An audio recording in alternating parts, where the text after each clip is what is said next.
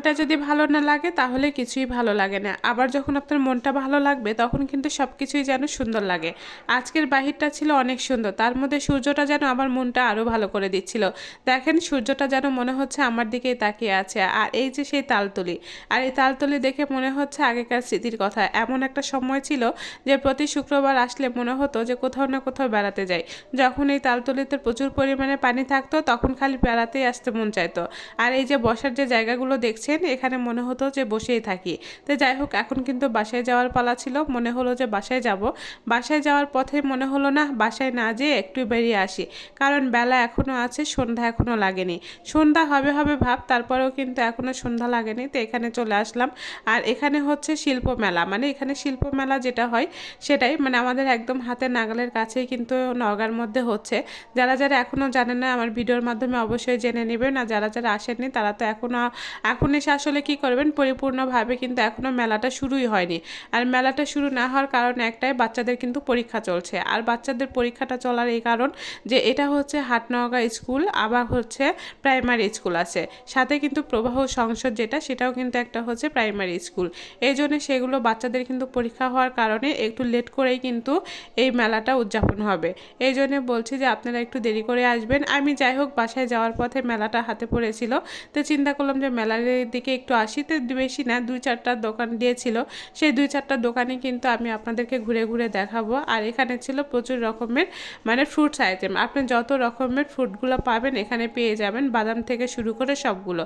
আর এই যে এখানে যে পিসগুলো দেখছেন বাচ্চাদের খেলার জন্য 10 থেকে 20 টাকা করে প্রতি পিস। তো এই জায়গাটা আপনার ভালোই লেগেছে, কিন্তু বিশেষ করেন ছোট দিনের বেলার কথা তো মনে পড়ছে, কিন্তু এখন আর সেই সময়টা নেই। আগে আমার নাকি জেদি ছিল না, আমি কোনো খেলনা নিয়ে খেলতামই না, এটা নাকি ছিল আমার ছোটোবেলার অভ্যাস। এখনও মনে হয় যে আমার কোনো জেদ বা ইচ্ছা তেমন একটা নেই, যে কিছু একটা নিব, কিছু একটা সাজাবো, এই ইচ্ছাটা তেমন একটা হয় না।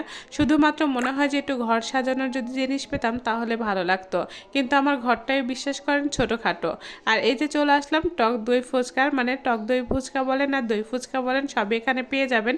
এখন এখানে লেখা আছে হচ্ছে টাকা দই ফুচকা হাউস। আমি এখন মনে করছি আচ্ছা ফুচকা তো খেতে হলে টাকা দিয়েই খেতে হবে, তাহলে টাকা ফুচকা মানে এটা লিখেছে কেন, আমি তো বুঝলাম না। তো তারপরে আবার চলে আসলাম ওই জায়গাটা দেখে, তারপরে কিন্তু এখানে আসলাম বিভিন্ন ধরনের মানে লিপস্টিকগুলো যেগুলো মেয়েদের জন্য, সেই লিপস্টিকের কালারগুলো ছিল অনেক সুন্দর, আমি হাতে দিয়ে দিয়ে দেখছিলাম। এদিকে কিন্তু হচ্ছে অনেক রকমের ব্যান্ড ছিল, অনেক কিছু ছিল। যাই হোক, এখান থেকে যে আমি কোনো কিছু নিব এখনও নিইনি, যখন আবারও আসবো তখন ইনশাল্লাহ নেওয়া হবে। আমি কিন্তু এখানে প্রায় আসতে পারি, কারণ একদম যে আমার হাতের নাগালের কাছেই, আমার বাসা থেকে বেশি না, উঠতে গেলে 5 থেকে 10-15 মিনিট সময় লাগবে তো এখানে আসার জন্য।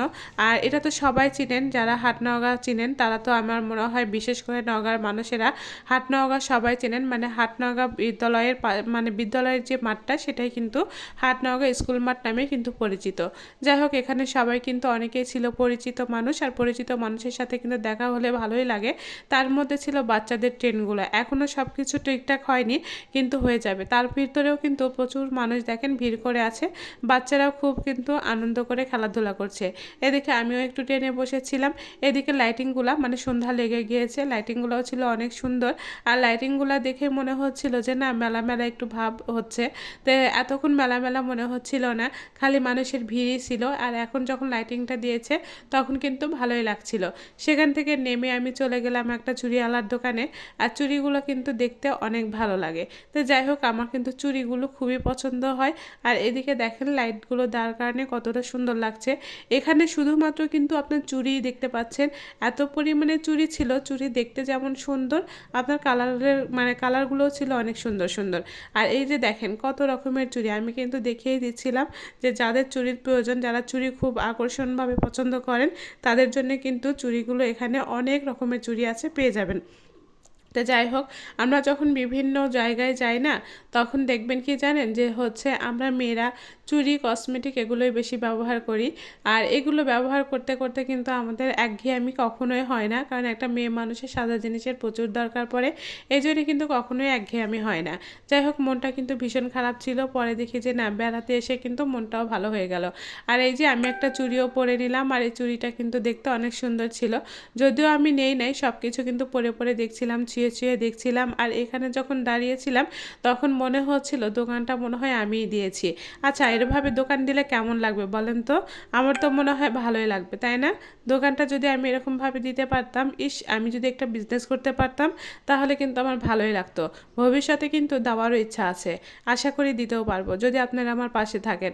আপনারা সবসময় দোয়া করবেন আমি যেন ছোটোখাটো একটা বিজনেসের মধ্যে ঢুকতে পারি। আমার খুবই ইচ্ছা আছে যে আমি যেন কিছু একটা করতে পারি জীবনে। তো যাই হোক, আপনাদের দোয়া এবং শুভকামনা রইল। আর সেটা নিয়ে কিন্তু আমি এগুলো দেখছিলাম এবং এগুলো চিন্তা করছিলাম যে আমি যদি কোথাও এরকম ছোটোখাটো একটা দোকান বা এরকম একটা স্টল দিতে পারতাম তাহলে কিন্তু ভালোই লাগতো। আমাকে কিন্তু খুব যে খারাপ লাগছে তা কিন্তু না। এই বাটিটা কিন্তু আমার ভীষণ প্রয়োজনীয় ছিল, এই জন্য কিন্তু নিয়েই নিলাম। আর এই বাটিটা কিন্তু দেখতেও মাসাল্লাহ অনেক সুন্দর ছিল।